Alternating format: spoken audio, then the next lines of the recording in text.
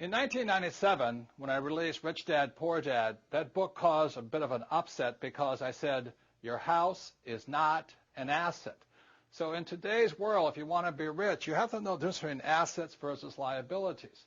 One of the reasons so many people are struggling financially today is simply because they're calling their liabilities assets, such as your house is not an asset, your car is not an asset, and things like that. So very simply, when I was a young boy, my rich dad taught me, he says, you have to understand a financial statement. So this is an income statement, this is a balance sheet. Now, this is overly simplified. He says, what creates something to be an asset is very simply assets, cash flow money into your pocket. And a liability takes money from your pocket. So for most people, their houses are not assets or liabilities because every month it takes money to live in that house. Even those who say, well, I don't have any debt on my house, I've paid it off. Look, you still have insurance, still have upkeep, you still have maintenance. So let me explain this. I'm not saying don't buy a house or don't buy this and all this.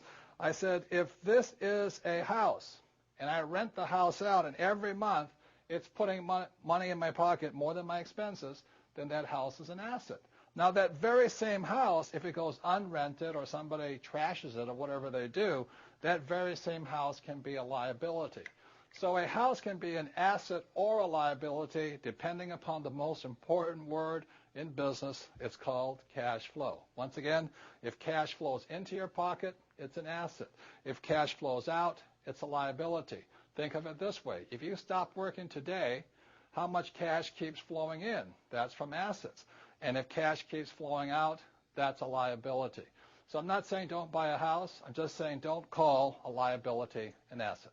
And that's what makes the Rich Dad Company different.